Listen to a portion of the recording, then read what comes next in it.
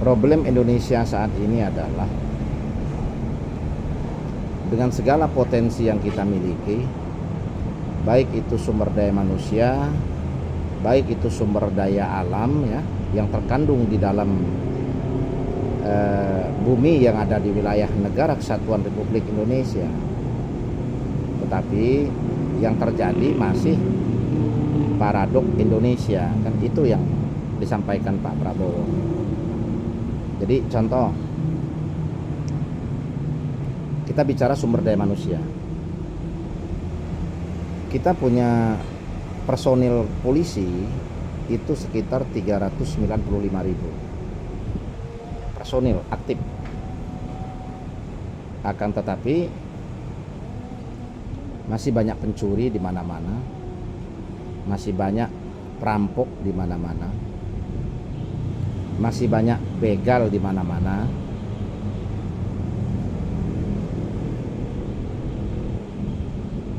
dan masih banyak tindakan-tindakan kejahatan yang di situ membuat masyarakat atau rakyat merasa tidak aman. Terus yang kedua, kita punya prajurit TNI itu sekitar 405.000. Akan tetapi belum diberdayakan secara optimal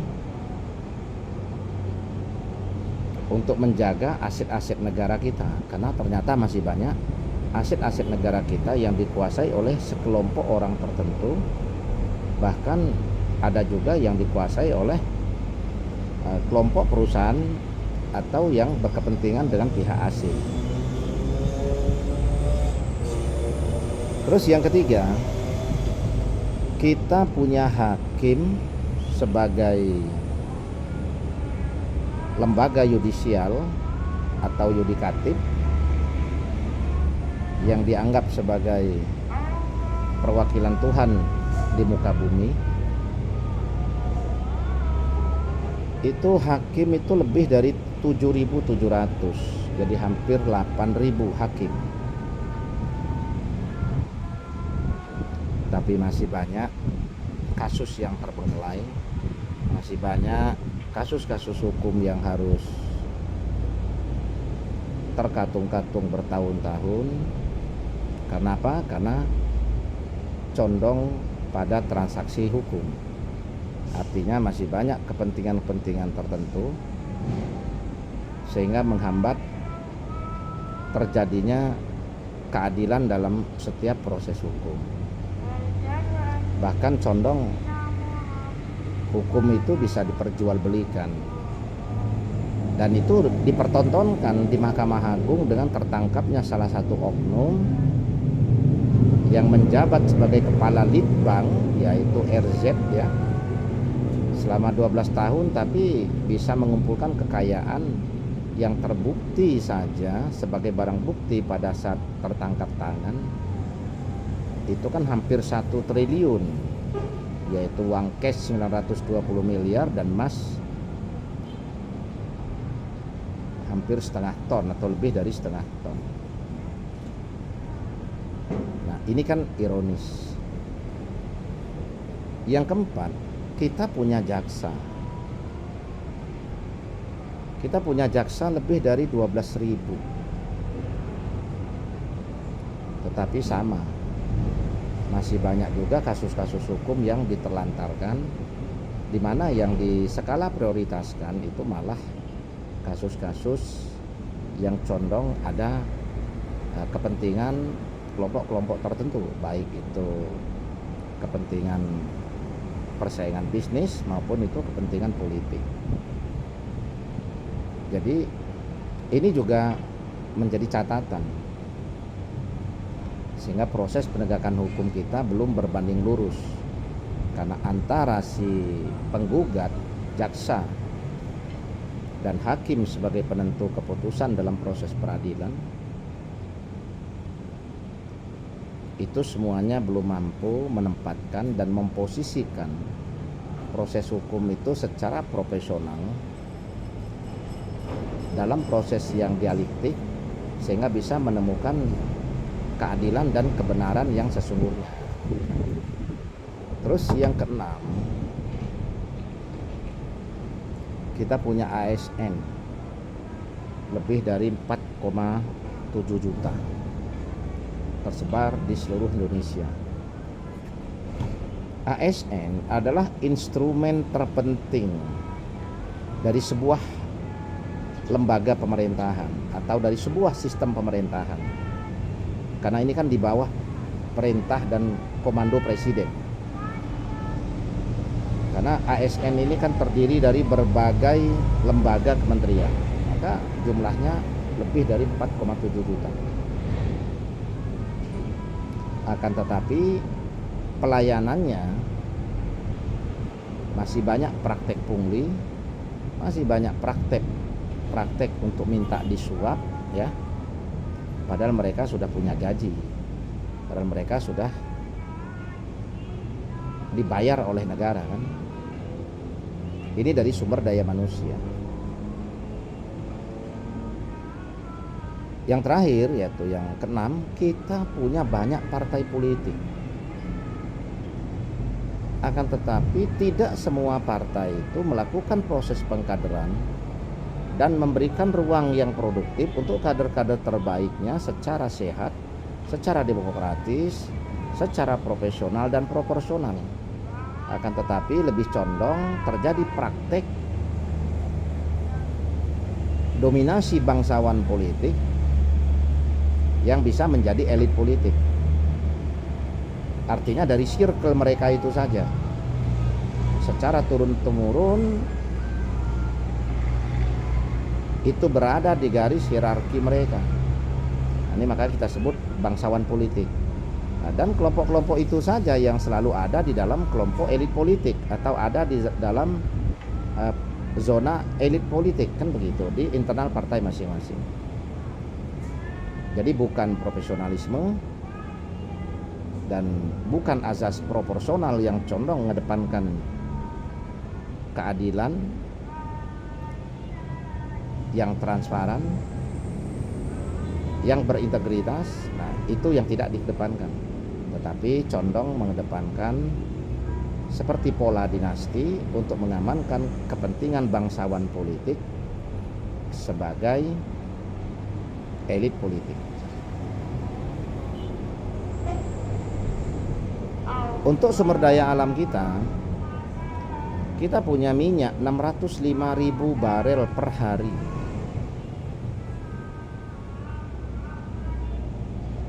Tapi kita masih punya rakyat miskin lebih dari 60 juta.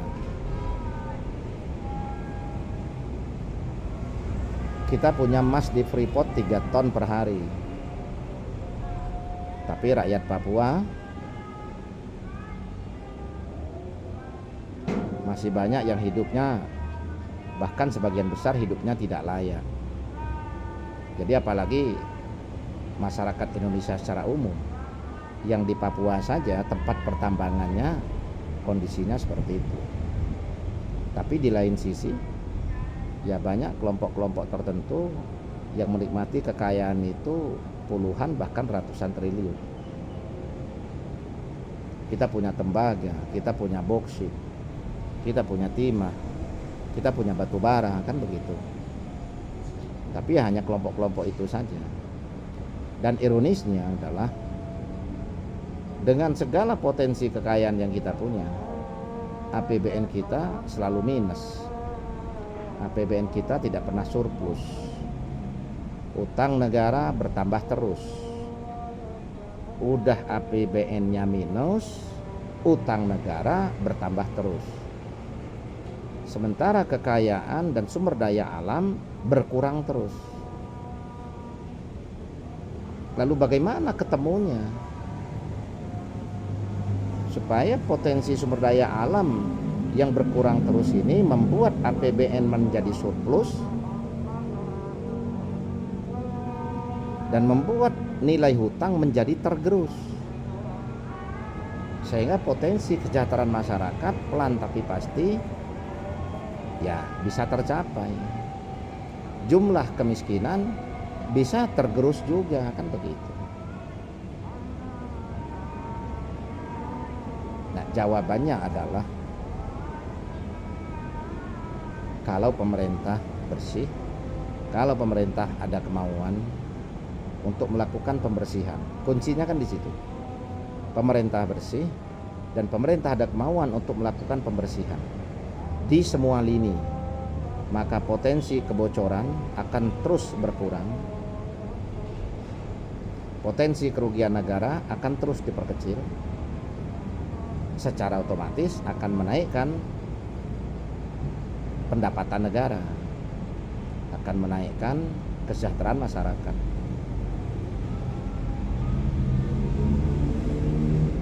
Kita dihadapkan pada kondisi yang sangat ironis, dan bila kita komparasikan itu sangat tidak berimbang.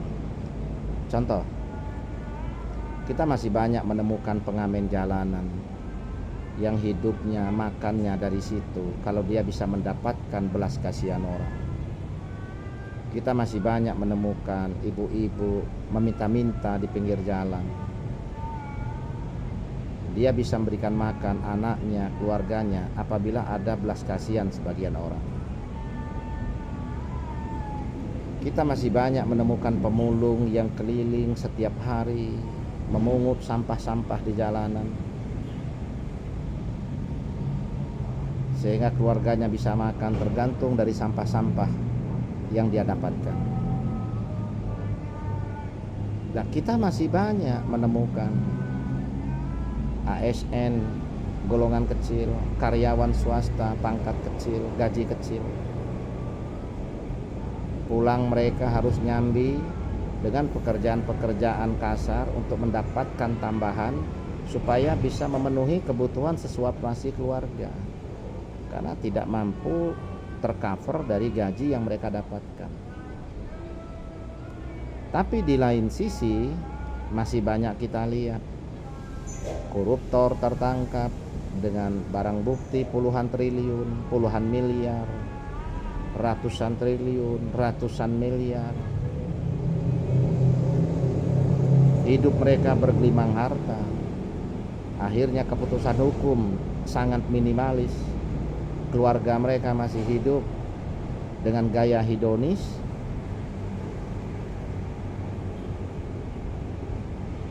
Sementara kerugian negara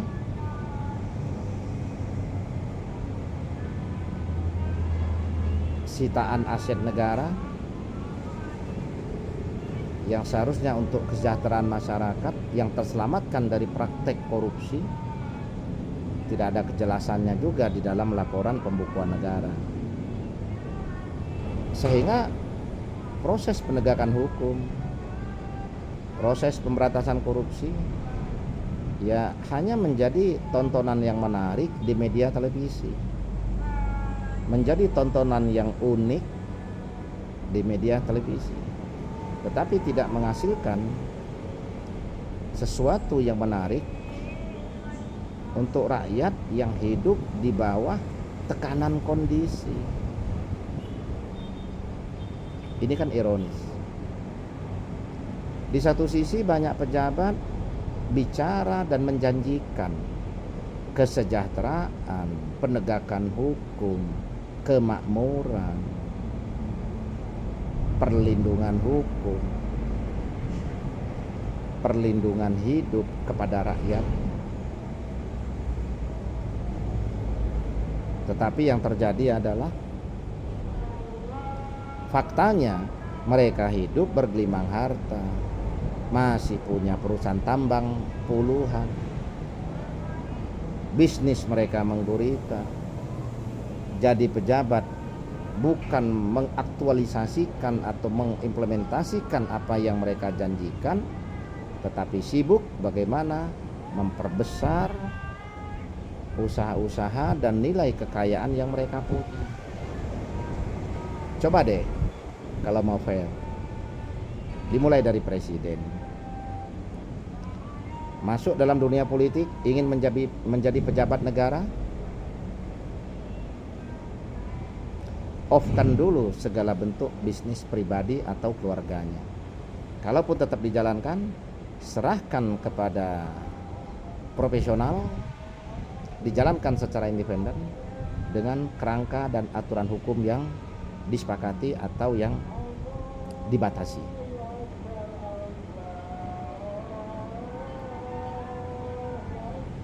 Kajian kepantasan untuk kekayaan alam yang seharusnya lebih dikedepankan untuk kepentingan rakyat itu betul-betul dilakukan sehingga potensi pendapatan negara bisa bertambah. Kita tingkatkan pajak tambang. Gimana mau dinaikkan dan ditingkatkan pajak tambang? Karena pejabatnya pada punya perusahaan tambang. Presiden punya perusahaan tambang, menteri punya perusahaan tambang, penasehat presiden punya perusahaan tambang, ketua partai punya perusahaan tambang. Padahal penghasilan tambang besar sekali, potensinya untuk menambah pendapatan negara. Tapi nggak berani dinaikkan pajaknya karena semua ada kepentingan, semua ingin mengamankan usaha dan perusahaan tambangnya masing-masing. Ujung-ujungnya yang dinaikkan pajak untuk rakyat, lagi-lagi rakyat yang direpotkan, lagi-lagi rakyat yang dibuat susah. Padahal negara nggak pernah ngasih rakyat makan, negara nggak pernah ngasih rakyat baju, negara nggak pernah ngasih rakyat rumah. Gembar-gembor proyek 3 juta rumah kan tetap bayar, tetap nyicil.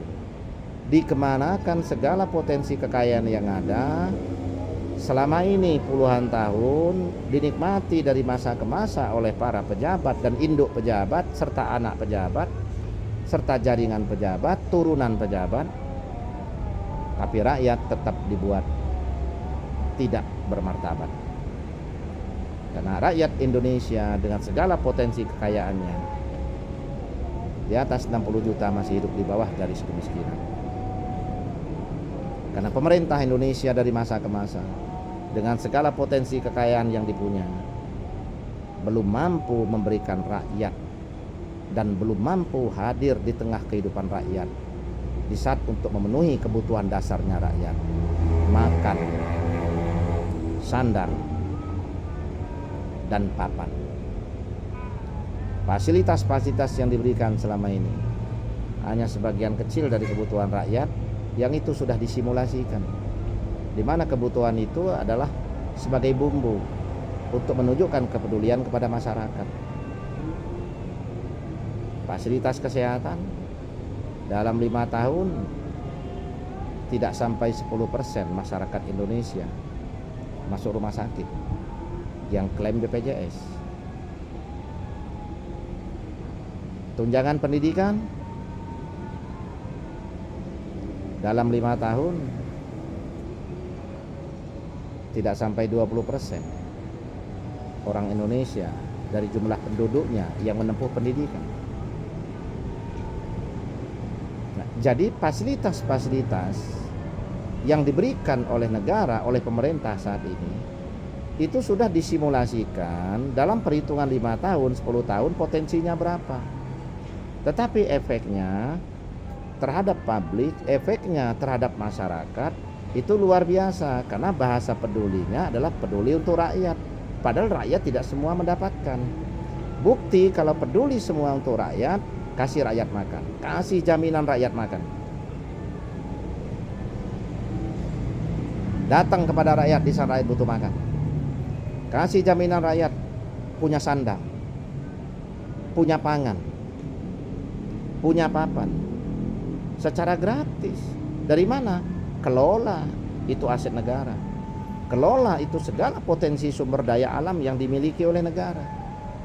Kalau hanya untuk mengelola alokasi dana yang ada, menjalankan program rutinitas kepresidenan, kementerian, kegubernuran, kebupatian, tanpa ada langkah inovasi, tanpa ada strategi untuk menciptakan nilai tambah, pemulung yang suka ngambil sampah di lapangan pun bisa menduduki jabatan tersebut. Apa yang harus menjadi kelebihan yang menjadi presiden, yang menjadi menteri, yang menjadi bupati, yang menjadi gubernur dari orang yang kebanyakan? Kelebihannya adalah harus mampu menciptakan nilai tambah, harus mampu menurunkan nilai kemiskinan, mengurangi nilai kemiskinan, meningkatkan kesejahteraan, menambah pendapatan negara, membersihkan para koruptor, mencegah terjadinya korupsi, membersihkan gratifikasi, praktek suap dan pungli, mampu menggeser potensi kekayaan negara lebih difungsikan untuk rakyatnya dibandingkan hanya untuk kelompok-kelompok kapitalis. Itu baru pemimpin yang benar. Itu yang kita tunggu. Kapan Pak Prabowo mewujudkan janji dan cita-citanya itu yang tertulis di dalam Paradok Indonesia. Kita tunggu tanggal mainnya.